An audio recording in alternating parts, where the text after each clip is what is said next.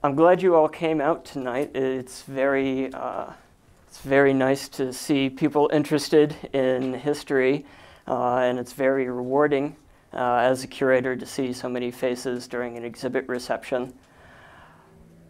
We chose the topic of World War II here at the History Center because of the 70th anniversary of the end of the war. And I think that an end of the war is a great thing to commemorate. And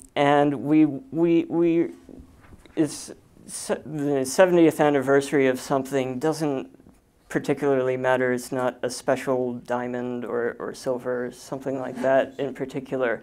But we wanted to do this because generations come and generations go, and right now generation is coming that does not have any direct connection to the war except through what we can teach them now. And I know I'm part of that generation. I'm special because I have degrees in history, and so I think about this all the time. But I think it's very important while we still have the chance to form as many direct connections as we can, and through society pass that memory along. I'm just going to run through the exhibit from what I call the start to what I call the finish. You can take the exhibit in whatever order you want, that's fine. And I think some of you might have seen advertised that tonight would be a coffee talk called Displays on the Home Front, presented by curator Philip Moore. Well, that's partially true and that's partially false, because what I discovered in putting the presentation together is that we have so many fabulous community members, and I was interviewing them and I was going to put this presentation together, and I thought, well, why not just have them talk?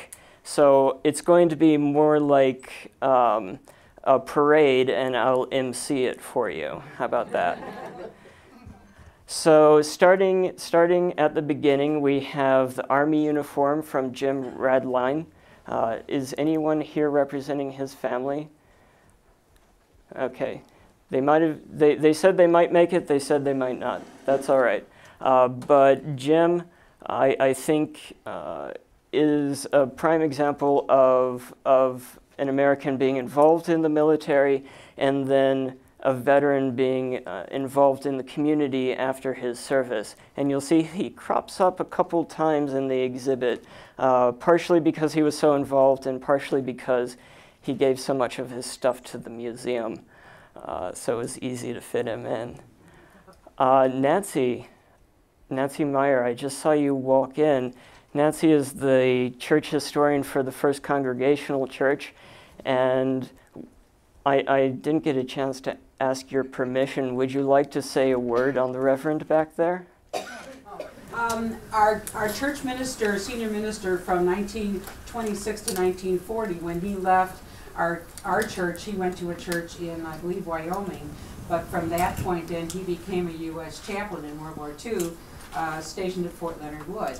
And if you know Bill and Dorothy Grice, Bill Grice, that's this Bill Grice's dad, was stationed down there. So periodically they would go to his church services down there, and they would enjoy visiting with him. All right, thank you, Nancy.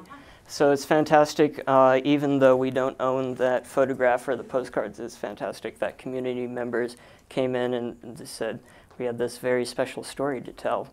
Because two people at the same church, they separate, and then the war brings them back together. That's a fantastic story.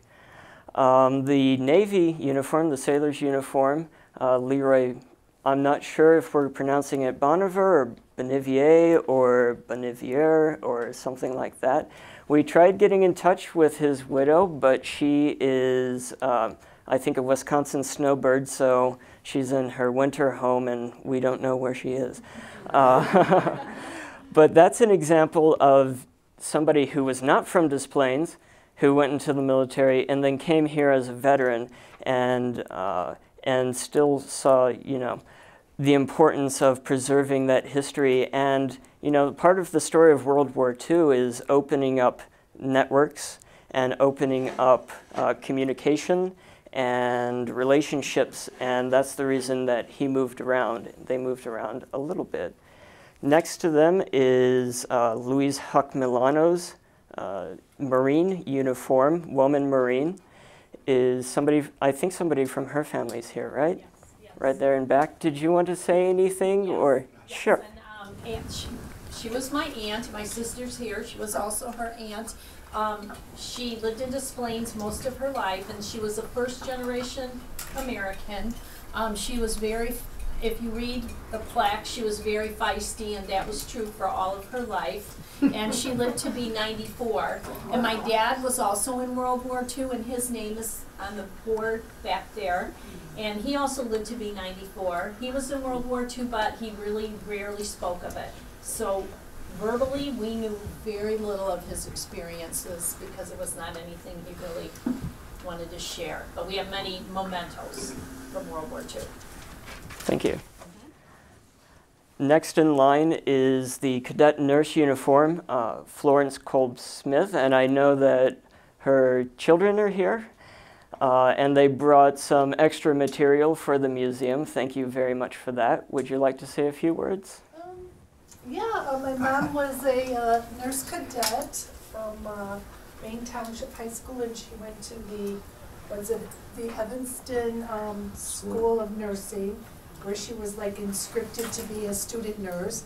Then she went on to study, get her Bachelor of Nursing degree at Columbia College and worked for Shriners Children's Hospital in New York and here in Chicago as a pediatric nurse. She had a long career in nursing, but it's interesting to note that like you were saying about your family, is they didn't really talk about the war. Now, my mom didn't serve overseas because she was a little bit younger than most of the nurses, but my brother remembers her saying that she went into this program because the government was going to pay her student loans, and what a bargain that is, and that she was stationed at Evanston because the nurses at the Evanston Hospital, the RNs at the Evanston Hospital, were being shipped overseas to care for the soldiers over there. So as a nursing cadet, that's where she learned her first nursing skills. So we're really honored that you guys thought of our family and picked our mom's uniform. She was a great lady and a great nurse, so thank you.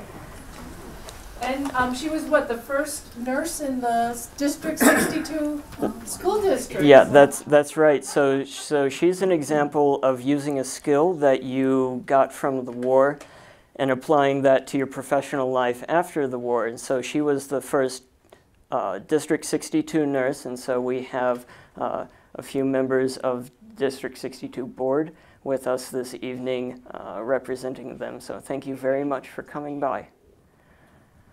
And one last thing that I want to point, well, two last things joined. The backdrop of the service, that is the honor roll that was printed by the Des Plaines Journal, and it has the list of the men and women who served from Des Plaines in World War II. The service list and the killed in action list are both incomplete in that publication, but I think it's an excellent way to show just the magnitude of the war. There are hundreds of names up there, and that's not everyone. And Des Plaines didn't have 60,000 people then either. So we're going to move on to the home front, which is what a majority of tonight's presentation is on. I hope you all enjoyed our representational greenhouse and victory garden over there. That was my art project for the month. Des Plaines was known as the City of Roses in the early 20th century, and we don't have any documentary evidence of this, but it's said, it's been said to me that some of the greenhouses converted from growing roses, which was a non-vital industry, to growing vegetables for the war. I know for sure that happened during the Depression, probably still happened during the war, especially as people were encouraged to grow victory gardens in their own homes. Most people know about war rationing, stamps, bonds, that sort of thing. I want to bring out something special that we have to deal with. And to do that, we have to learn a bit of German. So this is your lesson in German from a guy who doesn't know German.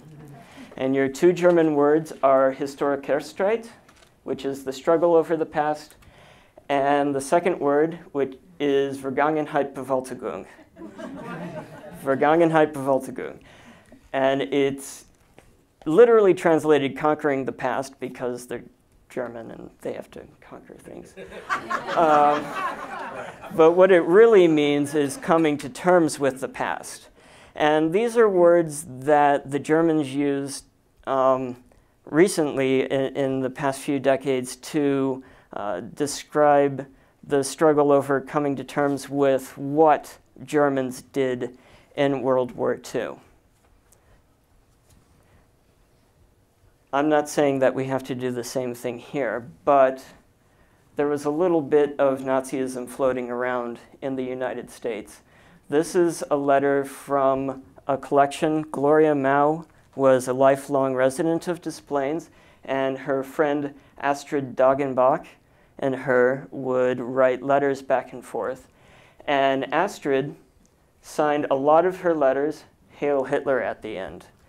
And this was in the late 1930s up to almost up to Pearl Harbor, not quite. And what a lot of people don't realize is that there was a lot of German sympathy and there were actual Nazis flying the Nazi flag with the swastika in the United States prior to the war. Des Plaines had a strong German heritage. And so I'd hate to say naturally, but people with the German heritage would have tended to buy into a German racial ideology. And so Astrid was, it appears she was caught up in this. She would listen to Hitler's speeches. She agreed with some of it. She didn't agree with all of it. She wrote that clearly in one of her letters. But she would sign Hail Hitler at the end to Gloria. I don't think that Gloria reciprocated that because Astrid was surprised that Gloria didn't really understand who Hitler was. So we have this person who's caught up in a dogma, this person who really doesn't know what's going on. Both of them are bad by my viewpoint.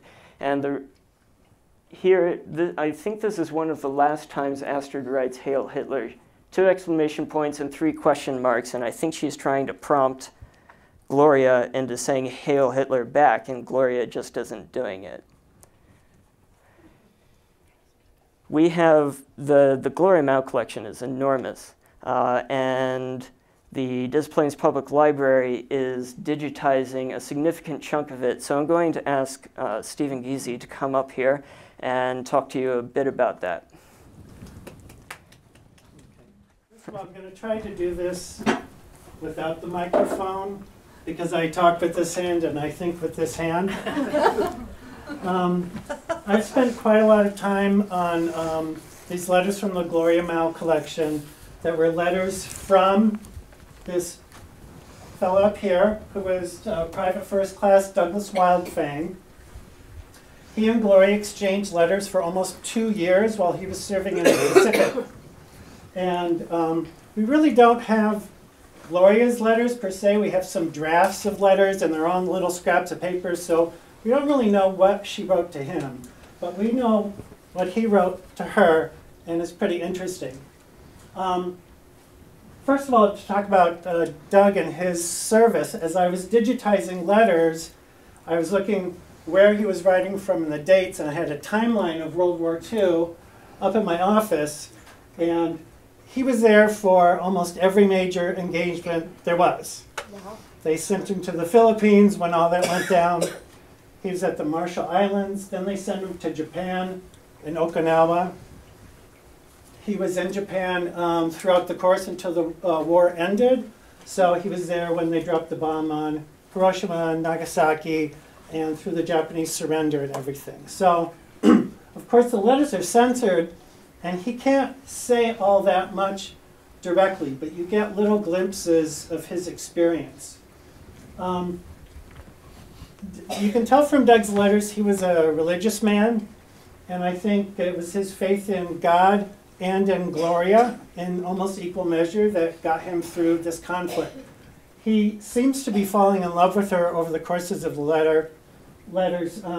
This one he asks if he could be her boyfriend, but he really fixes on her as kind of almost a beacon of hope towards the end of the war when he's writing to her about coming home again. He writes these long sort of fantasy dates of things they might do together once he's home, and they're full of comments that contradict each other. Like in one letter he says, oh, we'll go out on the town and I'm going to be one of those happy-go-lucky guys when I come back. I'm not going to talk about the war at all. I'm just going to barrel on through. In another letter he talks about having a quiet little date because maybe they'll just sit on a park bench because he's not really sure how he's going to feel when he gets back. So I told Philip I could go on for hours and hours, and I'm not going to. To me, it's kind of a love story that never quite gelled. We don't really know why. When he did get home, I know from one of his letters he actually went to her house and spent some time with her and her family, and I think they had 2 dates downtown. But she never married, and as far as I could find out, he never did either. He ended up in Wisconsin years later. So she took care of her sick parents a lot. There's some mention of that, but we don't really know why that happened. But they're just a really, really rich resource. They're up on Des Plaines Memory, just a small fraction that kind of gets you through the major points of the arc of the story. All right, good plug.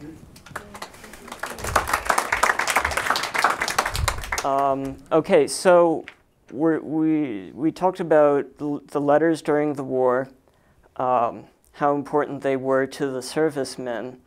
Let me tell you something that we're going to do. We have a monthly program called Homeschool Adventures here.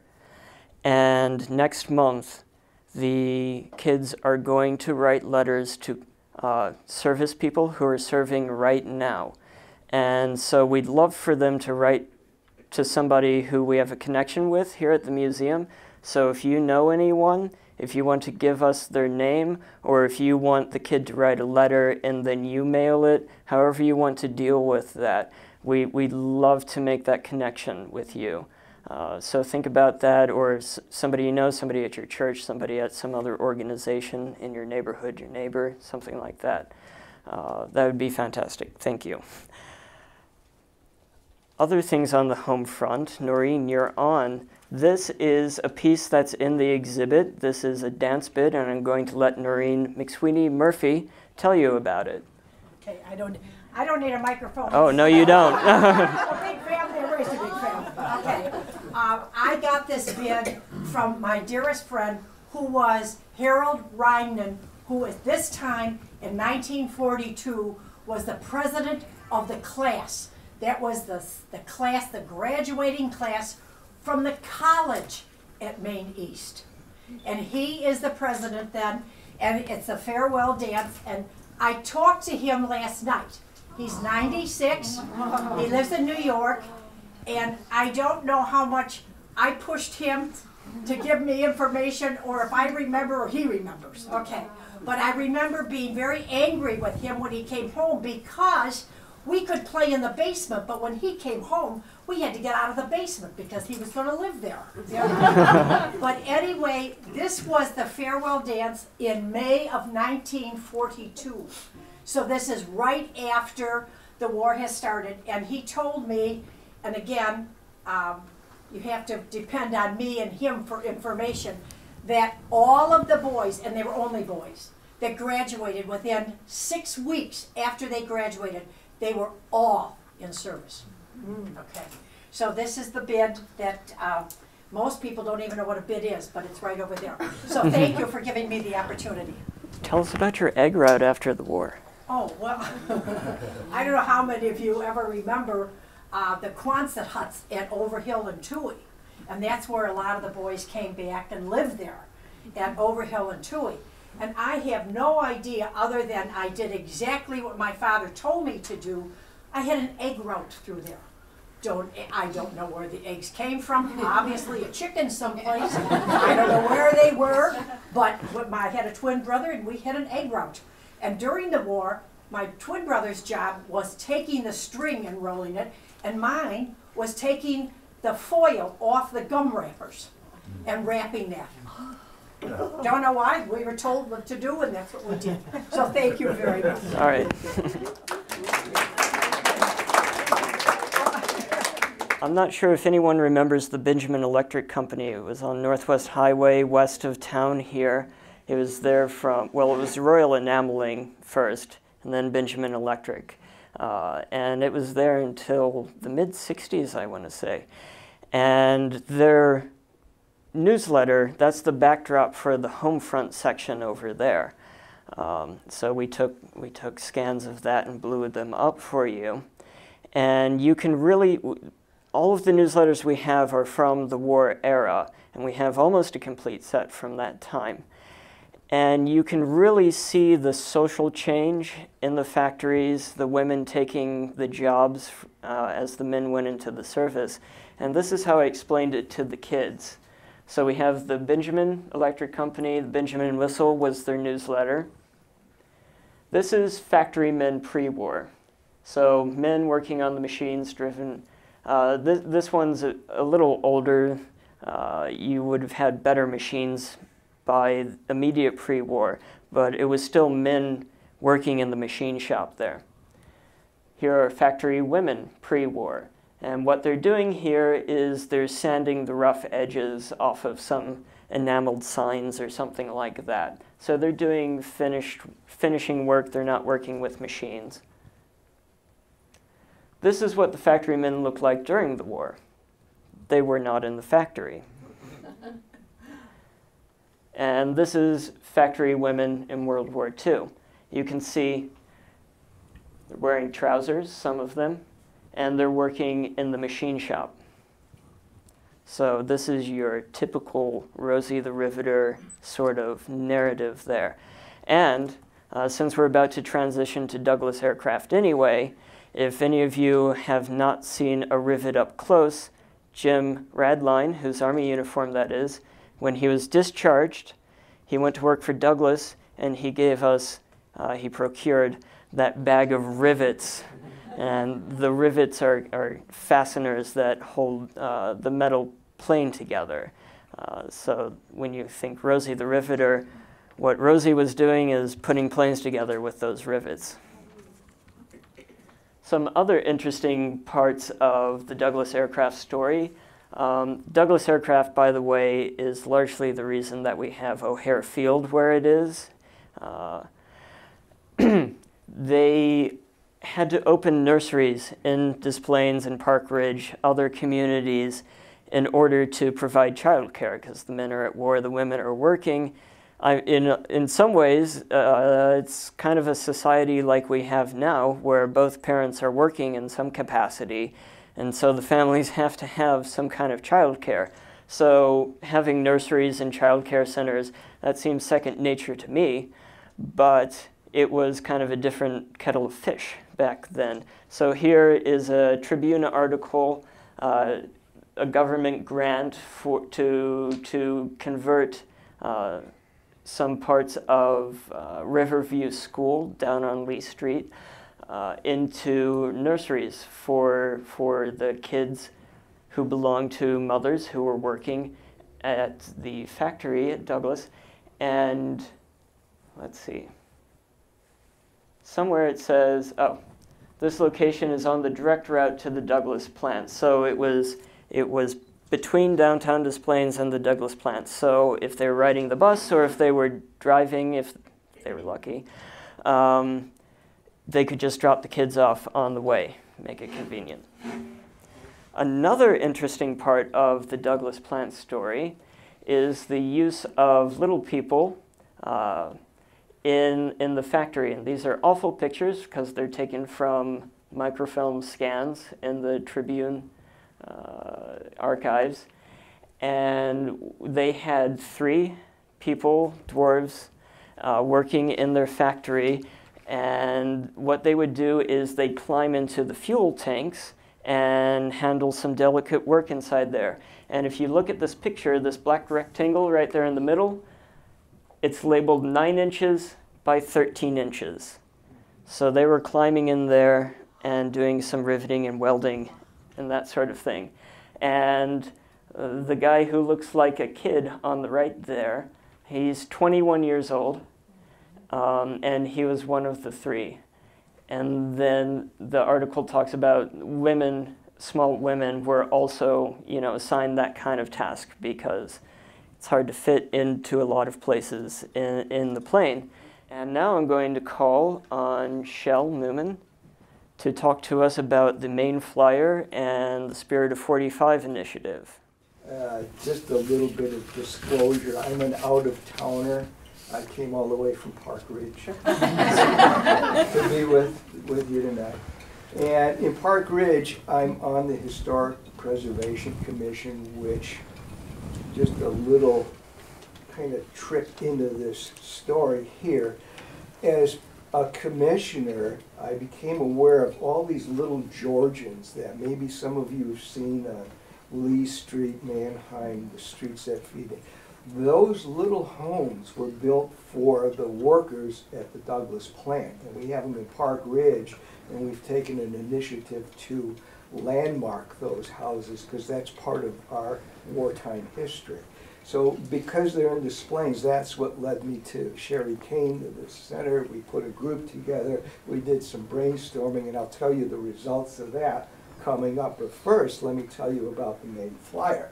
So flashback with me to December 1944. There's only one high school. It's not Maine East or Maine South or Maine West. It's just Maine Township High School. That's it. The superintendent challenged the 1,600 kids who went to that school to raise $500,000 in 2 weeks in war bonds. It's an astounding amount of money. They went out and stood on street corners. We all know what that's like in December. Knocked on doors, had bake sales. The teachers were letting them out early. 2 weeks goes by. They counted the nickels, the dimes, the dollars. They raised $551,000. Wow. $551,000.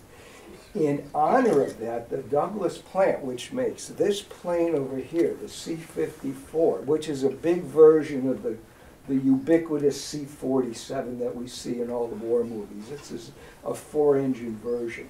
Named a plane for the school called the Maine Flyer. And on the nose of the plane it says faster and higher, that's Maine's Flyer. Big celebration at the school. There's pictures. I don't know if you've got them in your archive, but some of the... Oh, there it is.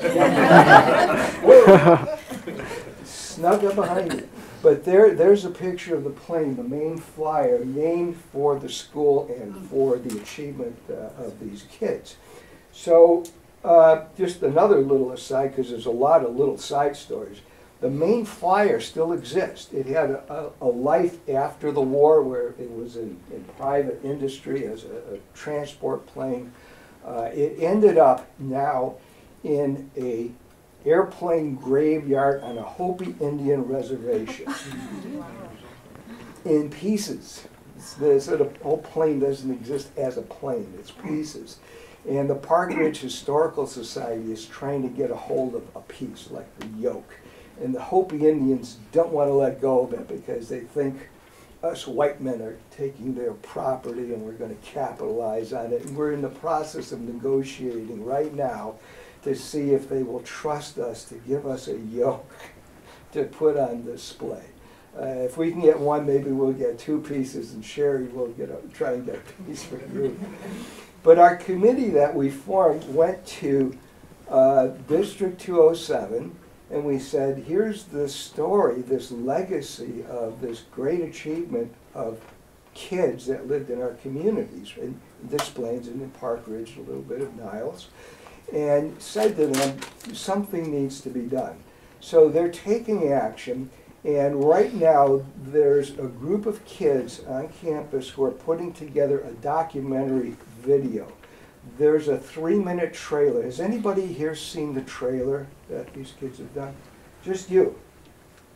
I guess. Wow. You weren't one who made it, are you?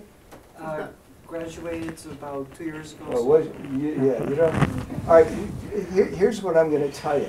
It is astounding what these kids are doing. You can find it on the Desplaines website, which is DesplainesHistoryCenter.org. Please go there. Please look at the 3-minute trailer. I know as recently as Tuesday, talking to Mike Pressler, who is the principal of Maine East, tells me the finished product will be 4 3-minute segments. So watch for that. It's supposed to be done this month. Can't say that with certainty, but that's the goal anyway. But it's a remarkable story, and it's a remarkable job these kids have done. Can I talk a minute about the Spirit of 45 initiative? Absolutely. Okay. So, change the subject, but sort of staying This on the gentleman was a student at Were you? Maine East, or at Maine at the time. Like 45. Did you raise money? Were you part of the class raising No, money? I was working in a defense plant, and the defense plant I worked at, you couldn't get off. Oh, okay. I But worked you were, for but you were Contour there. Saws. You were part of that whole generation. Yeah. That's great. Contour Saws. I worked there in their defense plant. Oh, you especially will love the video and what these kids are doing today. I'm on that out over at Maine South. Let me tell you about another thing that I started doing. It's called the Spirit of 45. In 2010, there was an act of Congress that was passed called the Spirit of 45, setting aside the third Saturday or the third weekend in August as Spirit of 45 because it marks the anniversary of not only the surrender of Japan but the end of hostilities. So basically that's the end of the war. May 8th, the surrender of Germany. August 14th, the surrender of Japan. This is a very special year, though this has been going on for 4 years now into 5 years. This is a very special year because it's the 70th anniversary of the end of the war. And so I approached Senator Senator John Mulrow and asked him to sponsor a bill in Illinois, Spirit of 45 in Illinois. That bill is moving forward. I just got word from his secretary yesterday. The bill is now in committee. It's going to move forward. Marty Moylan is sponsoring it in the House. If you go to the website, ILGA, which is Illinois General Assembly, ILGA.gov, and look for 0052. That's the resolution number. You can read the text, which is awesome. So I really encourage you to do that and read the text of this. It encourages towns and cities around the state of Illinois to do something to celebrate the end of the war. And I can say in Park Ridge, the mayor has appointed me and one of the aldermen to head a planning committee. So we're going to be doing things. Our library is going to be doing a display throughout the month of August. We're planning different presentations, wreath layings, and I'm just sharing this with you in hopes of maybe stimulating other folks to join us in doing things in all our communities to honor the Spirit of 45. And the last thing I'll say about this, and then I'll shut up and get off and turn it back over to you. 98 years ago, in November, the First World War ended. And the people at that time said, we've got to commemorate this. And that, of course, has grown and morphed into Veterans Day today. So now we see the same thing starting to happen. If we could do this to commemorate the end of the First World War, can't we do this to commemorate the end of the Second World War? And so that's what Spirit of 45 is. It's starting small, it's building, but it's going to be people like us and those who follow us to take hold of this idea And to make it part of our culture, just as we commemorate the end of the First World War, so should we commemorate the end of the Second World War and the sacrifices of that entire generation. So I pass that on, I share that with you in hopes of maybe getting some interest going elsewhere and having people join us in this great celebration. Great, thank you. Well, thank you all.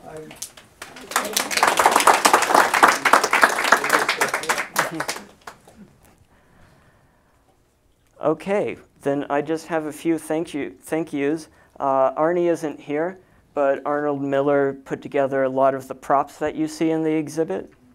We need to thank Potbelly and Shop and Save for the refreshments this evening, and thank you very, very much to the VFW Post 2992 for honoring us with their presence and posting the flag for us. Thank you.